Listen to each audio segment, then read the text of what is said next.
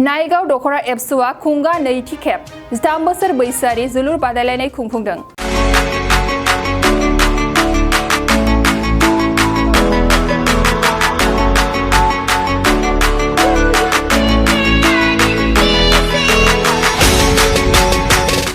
एबसुनि बड'फा गोजोरथियारि सोलायनायनि मावथांखि बादियै नायगाव दख'र एबसुआ खुंगा नैथि खेब 13 बोसोर बैसोआरि जोलुर बादायलायनाय खुंफुंदों।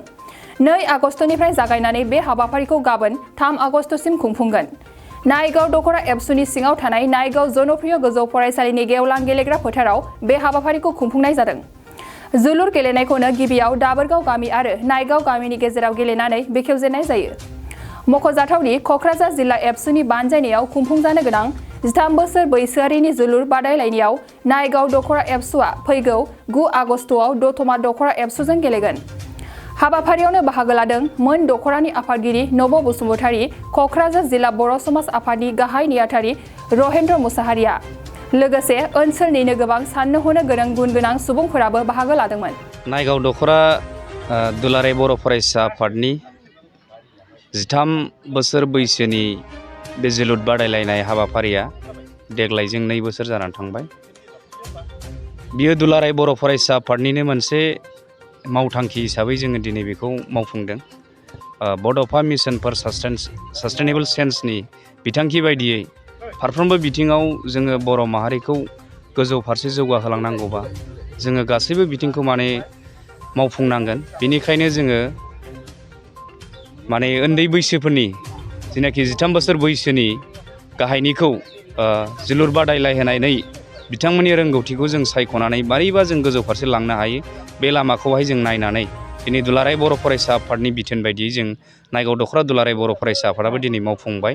बियो क'क्राझार जिल्ला दुलाराय बर' फरायसा आफादाव बादायहैगोन। जाय गेलेगिरि बिथांमोना जोंनि दख'रा आफादाव सायख'जागोन बिथांमोना जिल्ला आफादाव गेलेहैगोन आरो जाय गेलेगिरिफ्रा जिल्ला आफादाव सायख'जागोन जिल्ला लेभेलाव सायख'जागोन बिसोरखौ मिरु दुलाराय बर' फरायसा आफादनि जेनाखि बानजायनाय जागोन बेवहाय लांनाय जागोन।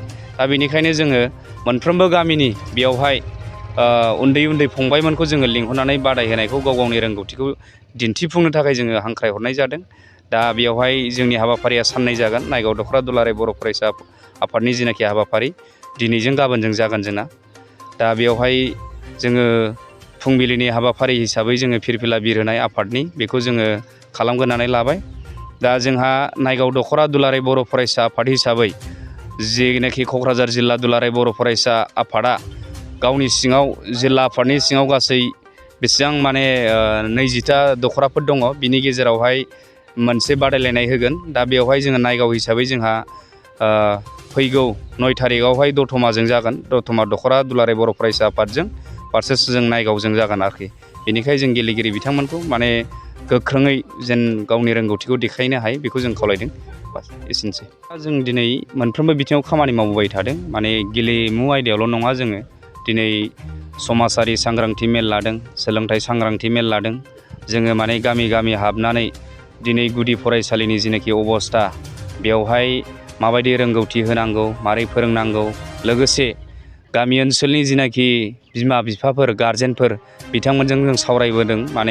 गाव गावनि गथ' गथायखौ बोरै जोथोन लानांगौ आरो गथ' गथायनिखौ जों बबे लामाजों दैदेनलांनांगौ दानि बे बादायलायनाय मुगायाव जों बेफोर गासै हाबाफारिखौ गामि गामि हाबनानै जों सावरायलायबाय थानाय जादों। आरो सावरायलायनायनि गेजेरजों ओरैबायदि जों रिजाल्ट मोनदों।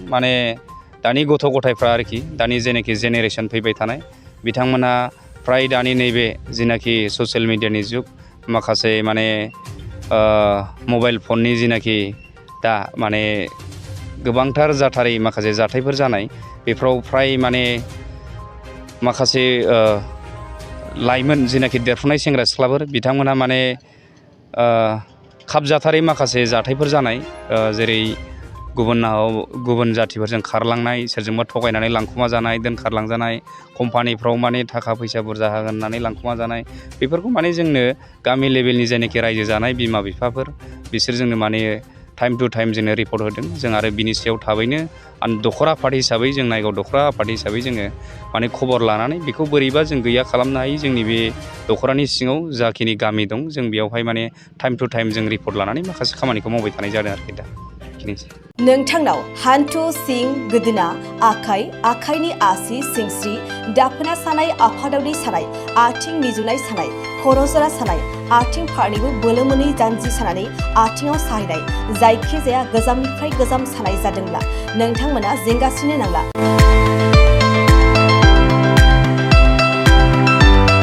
नोंथांमोननि थाखाय खम बेसेनावनो लाबोदों फिल नेचार जइन्ट पेन वेल। बे थाव मालिसखौ फुनोब्लानो नोंथांनि गासै सानाय जेंनाया खारगोन। अब्ला मानोथो गोबाव खालामखो? अर्डार आरो गोबां मोनथिनो थाखाय नैबे जानबुं नङाव फन खालाम 9974030738।